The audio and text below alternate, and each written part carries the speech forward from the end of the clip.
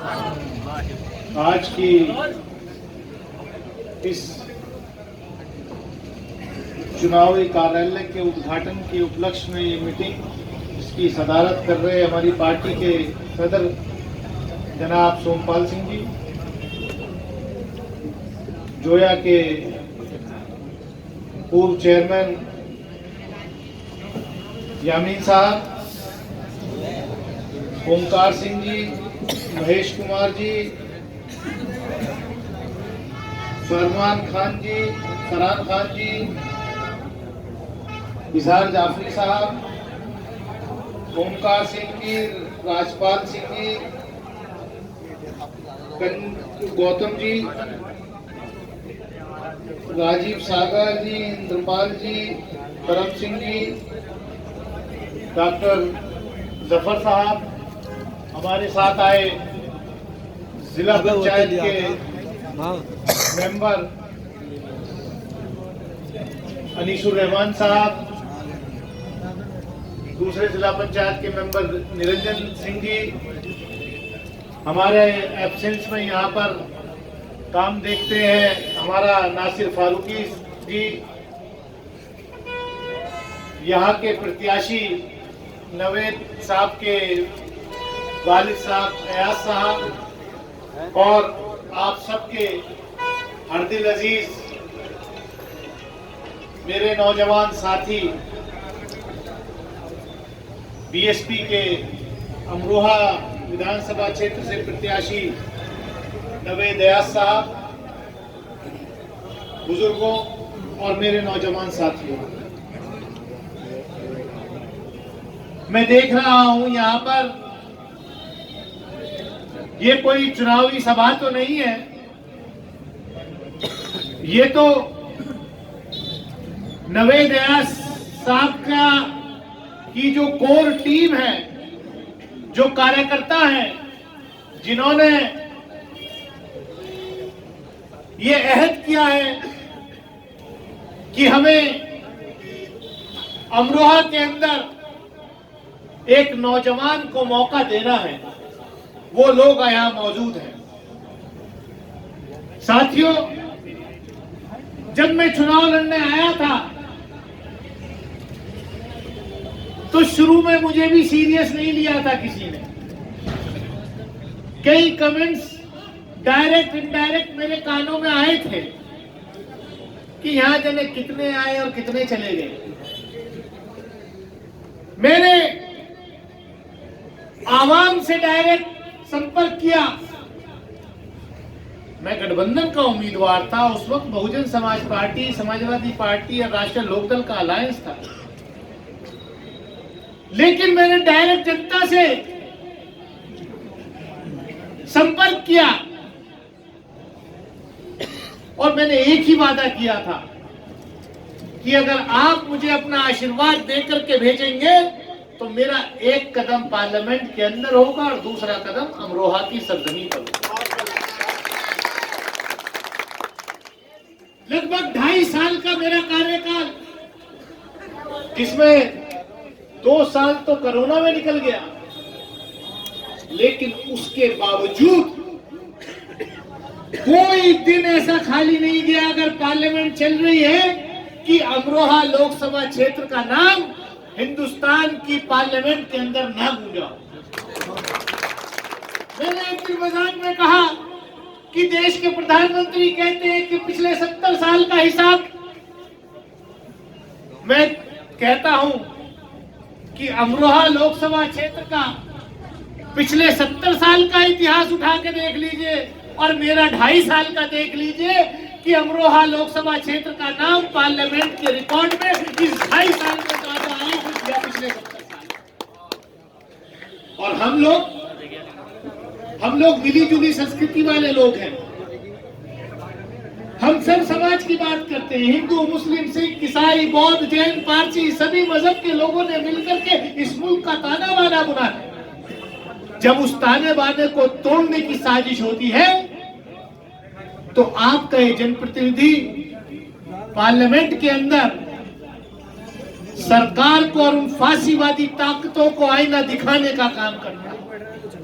अभी मेरे से पहले नवेद व्यास साहब ने याद दिलाया कि सीएए एनआरसी के प्रोटेस्ट के जमाने में उत्तर प्रदेश की सरकार ने कितने जुल्म और ज्यादती की। अमरोहा में भी की, मेरठ में, बिजनौर में, रामपुर में, लखनऊ में। खाली अकेला अमरोहा का एमपी तो नहीं था, एमपी तो बहुत सारे थे। हिंदुस्तान की उस पार्लियामेंट के अंदर अगर मुख्यमंत्री योगी आदित्यनाथ को अगर आईना दिखाने का किसी ने काम किया तो वो आपकी दुआओं की बदौलत, आपके आशीर्वाद की बदौलत, आपके इस प्रतिनिधि ने की। जब वो गोलियां चलवा रहे थे, मैंने कहा था पार्लियामेंट के अंदर उस दिन खड़े होकर के कि यहीं इसी बेंच पे योगी आदित्यनाथ जो आज के मुख्यमंत्री ये सुबह सुबह के रो रहे थे कि मेरे ऊपर झूठे मुकदमे कायम कर दिए। अरे आपने तो उत्तर प्रदेश के उन नौजवानों के खिलाफ जो इंसाफ की हक की लड़ाई लड़ने के लिए निकले थे, उनके खिलाफ हजारों हजार मुकदमा लगा दिए, गोलियों से बुलवा दिया। लेकिन मैं क्यों बोलता हूं, मैंने क्यों कहा है? क्योंकि आपने अपनी दुआओं से मुझे नवाजा, आपने अपने आशीर्वाद दे करके आपने मुझे उस हिंदुस्तान की सबसे बड़ी पंचायत में पहुंचाया। और आपका ये जनप्रतिनिधि डरता इसलिए नहीं किसी से क्योंकि मेरे पास सरकार का कोई लाइसेंस नहीं है जो कैंसिल कर दोगे। मेरी कोई गोश्त फैक्ट्री पे सील नहीं लगा दोगे। मेरे पास कोई पेट्रोल पंप हो या दूसरी फैक्ट्री हो या कुछ हो, मेरे पास कोई सरकारी लाइसेंस नहीं आया।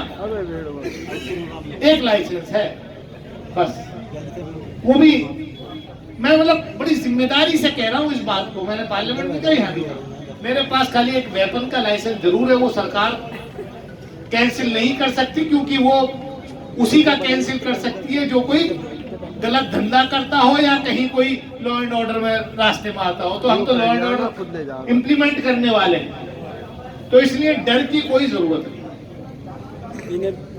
मेरे अभी जो हमारे प्रत्याशी हैं नवेद व्यास, इनके जज्बातों को सुना और मुझे लगा दिल से कि इस नौजवान के अंदर, इस शख्स के अंदर, ये जो मेरे भाई की तरह है, इसके अंदर कुछ करने का जज्बा है।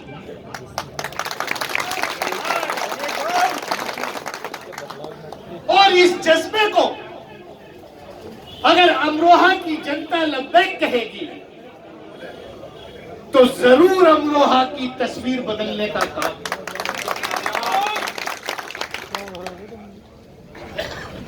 मेरा तो 2.5 साल का कार्यकाल 2 साल कोरोना में निकल गया, लेकिन उसके बावजूद भी अमरोहा की कोई ऐसी समस्या नहीं जिसको मैंने हिंदुस्तान की सबसे बड़ी पंचायत में ना उठाया। भारतीय जनता पार्टी वाले तो कह रहे हैं कि केंद्र में सरकार उनकी, उत्तर प्रदेश में उनकी बन जाए तो डबल इंजन की सरकार होगी। मैं कह रहा हूं कि अमरोहा के अंदर आपका जनप्रतिनिधि संसद में बैठा है, अगर मुझे आप 100 में से अगर मेरे मार्क करें तो आप कितनी भी कंजूसी कर लेना, मैं जानता हूं और मेरी जनता का मुझे प्यार है कि मुझे डिस्टिंक्शन के मार्क से जो है पास करोगे। करोगे नहीं करोगे? मेरा मुखालिफ भी करेगा। तो अगर अमरोहा की जनता ने नवेद व्यास को अपनी दुआओं से नवाज दिया, अपने वोट से नवाज दिया, तो अमरोहा के अंदर जरूर डबल इंजन की सरकार बन जाएगी। यहाँ जो समस्याएं हैं, शहर की जो समस्याएं हैं, इस क्षेत्र की जो समस्याएं हैं, जो दशकों पहले जिन पर काम होना चाहिए था, नहीं हुआ। किस वजह से नहीं हुआ मैं नहीं जानता। और मैं कोई क्रेडिट भी लेना नहीं चाहता,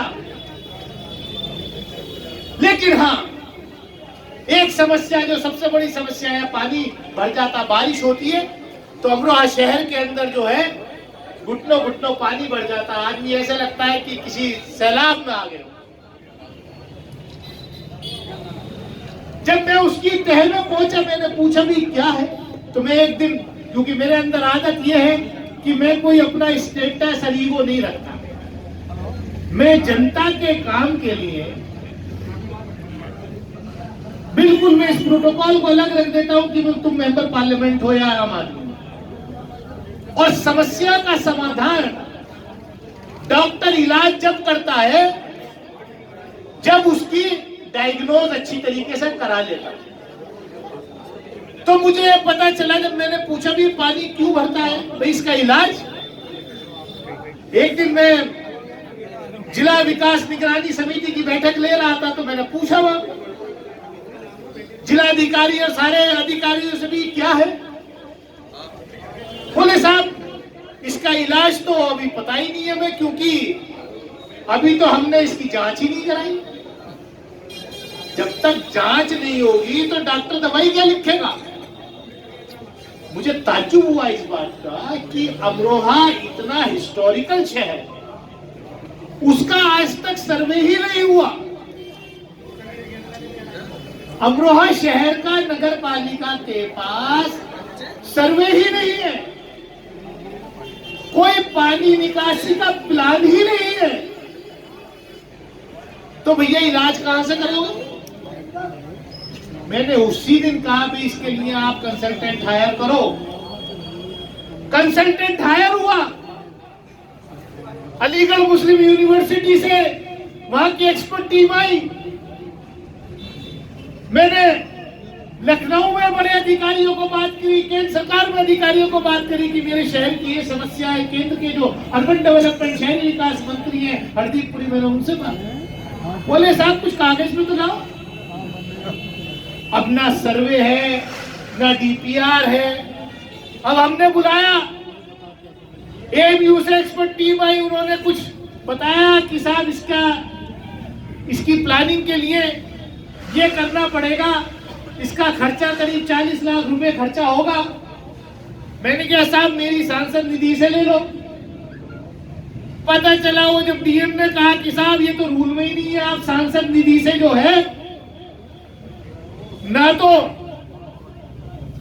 इनको पेमेंट कर सकते हैं एक्सपर्ट कमेटी को, ना आप किसी सड़क पे या ईदगाह पे या मंदिर पे कहीं गेट बनवा सकते हैं। सांसद निधि के काम के एक रूल्स एंड रेगुलेशन है, हम पैसा उसी में रिलीज कर सकते हैं, हम इसमें रिलीज नहीं कर सकते। तो हमने कहा ये कैसे हो सकता है, नगर पालिका कराए। हमने नगर पालिका को कहा, ईओ को बुलाया, उनको कहा, बोले साहब हमारे पास पैसा नहीं है। अरे ये बड़ी मुसीबत हो गई, बहुत मुश्किल से जाकर फिर कहा साहब इसको आधा करा दीजिए तो हम कर देंगे। नगर पालिका का वो 15वें वित्त का बजट आ रहा था, हमने डीएम को कहा, हमने कहा इसका जो है कुछ इलाज करिए। बोले साहब बजट ज्यादा है। हमने एएमयू के वाइस चांसलर को बात करी पर्सनली, हमने कहा भी इसको बजट कम करो। खैर वो मेरे ख्याल से 24-25 लाख रुपए का कुछ हुआ है। तो अभी तो अमरोहा के अंदर एक बुनियादी समस्या पानी की निकासी के लिए शुरुआत भर नहीं हुई, वो शुरुआत जाकर के अब कर रहे हैं। लंबा प्रोसेस है, मैं ये नहीं कह रहा कि अलादीन का चिराग से हो अगले 2-4 महीने में या साल 2 साल में समस्या का समाधान हो जाएगा, बिल्कुल नहीं, लंबा प्रोसेस है, लेकिन हम उसको करें और उसका क्रेडिट चाहे यहाँ के नगर पालिका ले ले, चाहे यहाँ के विधायक ले ले, चाहे मंत्री ले ले, चाहे जिला पंचायत ले ले, कोई ले ले। मेरा मकसद सिर्फ ये है कि अमरोहा की जनता को पानी से की निकासी से निजात मिले।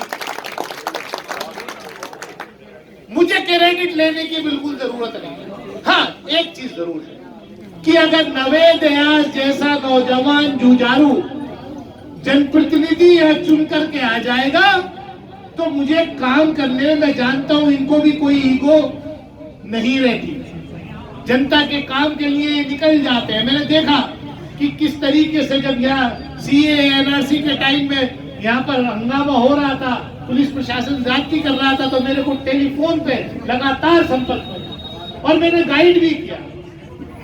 और ये मतलब मुझसे कहा उस वक्त,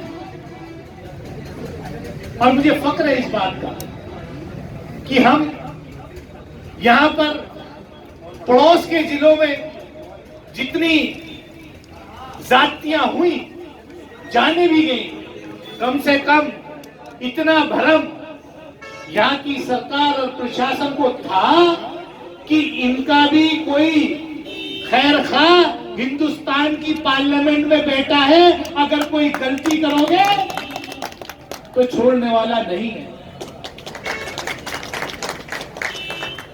मैं ज्यादा कुछ ना कहते हुए मैं इतना ही कहूंगा कि आप लोग जो यहाँ इकट्ठा हैं, जो नौजवान साथी यहाँ हैं, जो बुजुर्ग हैं, जिम्मेदार लोग यहाँ बैठे हैं, ये सब लोग अपने आप को नवे दया समझ करके आने वाली 10 तारीख को, मैं उस समीकरण में नहीं जाना चाहता जो अभी 14, हाँ, क्योंकि मैं हापुड़ जिले में पिछले 3 दिन से कैंपेन कर रहा हूँ, तो 10 तारीख को है हमारी लोकसभा का, एक दूसरे विधानसभा में 10 तारीख को है, तो इसलिए 10 याद था।